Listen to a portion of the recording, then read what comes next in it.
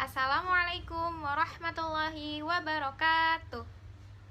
Alhamdulillahirrabbilalamin. Puji syukur kita panjatkan kehadirat Allah subhanahu wa ta'ala, karena sampai hari ini kita masih diberikan kesempatan untuk bisa melanjutkan segala aktivitas kita. Semoga Allah senantiasa melindungi kita, Allah senantiasa memberikan kita kesehatan, dan juga semoga Allah selalu memberkahi segala amal kebaikan yang kita lakukan. Amin ya robbal alamin. Salawat serta salam kita haturkan kepada junjungan kita, Nabi Allah, Nabi besar Muhammad sallallahu alaihi wasallam, beserta para keluarga, para sahabat, dan para pengikutnya. Semoga kita menjadi umat beliau yang istiqomah dan mendapatkan syafaatnya di yaumil akhir kelak. Amin, amin ya robbal alamin.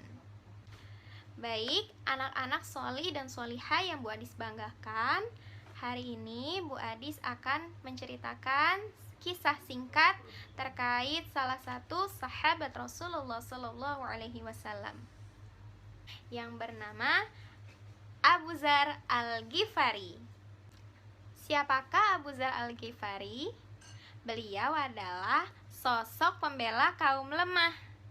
Beliau memilih untuk hidup sederhana, namun bergelimang kekayaan hati. Bagi beliau, Islam dan ajaran Rasulullah Shallallahu Alaihi Wasallam harus diikuti tanpa terkecuali. Beliau juga banyak menuai pujian dari Rasulullah Shallallahu Alaihi Wasallam, dan beliau mendapatkan jaminan syurga. Nama asli beliau adalah Jundub bin Junadah bin Sufyan Al-Ghifari. Namun, beliau lebih akrab disapa Abu Dzar Al-Ghifari. Abu Dzar berasal dari suku Ghifar, suku yang bermukim di antara Mekah dan Madinah. Kemudian, suku Ghifar itu adalah suku yang amat ditakuti karena kebiasaan masyarakatnya yang suka merampok kafilah dagang yang melintas. Kebiasaan masyarakat pada suku Ghifar itu pernah dilakukan oleh Abu Dzar. Singkat cerita, pada saat itu kaum Quraisy di Mekah dihebohkan oleh sebuah kabar bahwa ada seseorang bernama Muhammad sallallahu alaihi wasallam mengikrarkan dirinya bahwa beliau adalah seorang rasul utusan Allah. Mendengar kabar tersebut, Abu Dzar tertarik untuk mencari kebenarannya. Namun, informasi yang didapatkan dari salah seorang utusan tidak memuaskan hati Abu Dzar. Lalu, Abu Dzar memutuskan untuk pergi sendirian ke Mekah. Sesampainya di kota Mekah, Abu Dzar bertemu dengan Ali bin Abi Thalib. Kemudian, Ali bin Abi Thalib menjamu Abu Dzar dilayani. Sampai esok hari, Abu Dzar belum menyatakan keinginannya untuk bertemu dengan Muhammad sallallahu alaihi wasallam. Sampai akhirnya Ali bertanya kepada Abu Dzar, "Apa yang kau butuhkan?"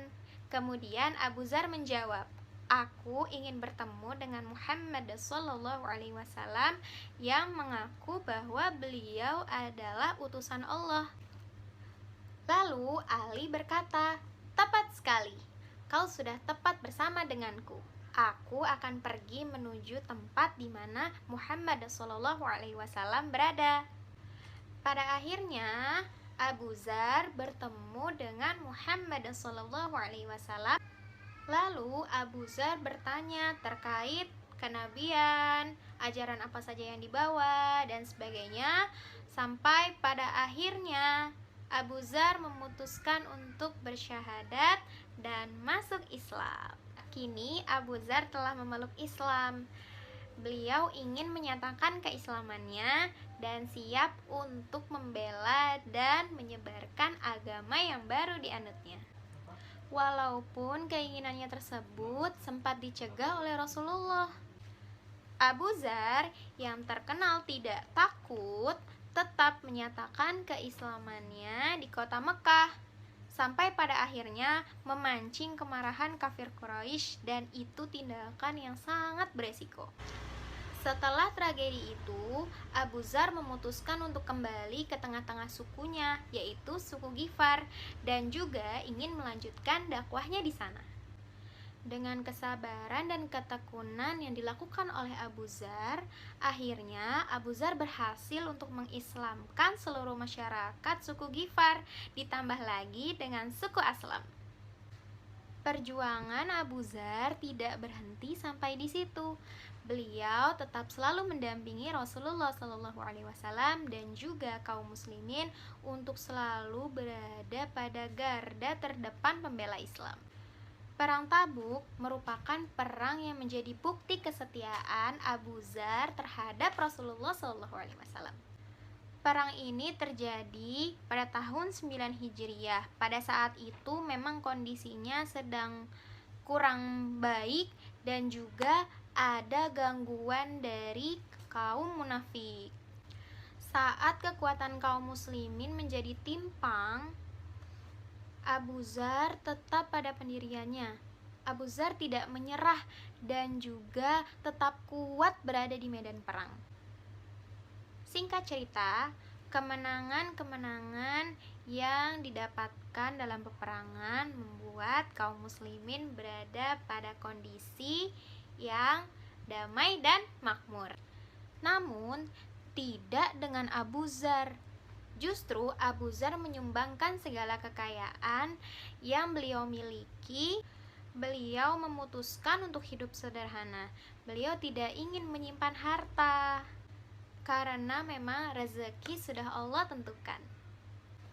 Sepeninggal Rasulullah SAW, Abu Dzar memutuskan untuk tinggal di pedalaman selama masa Khalifah Abu Bakar dan juga Umar. Pada saat kekhalifahan bergulir kepada Khalifah Utsman, Abu Dzar sempat tinggal di Syam.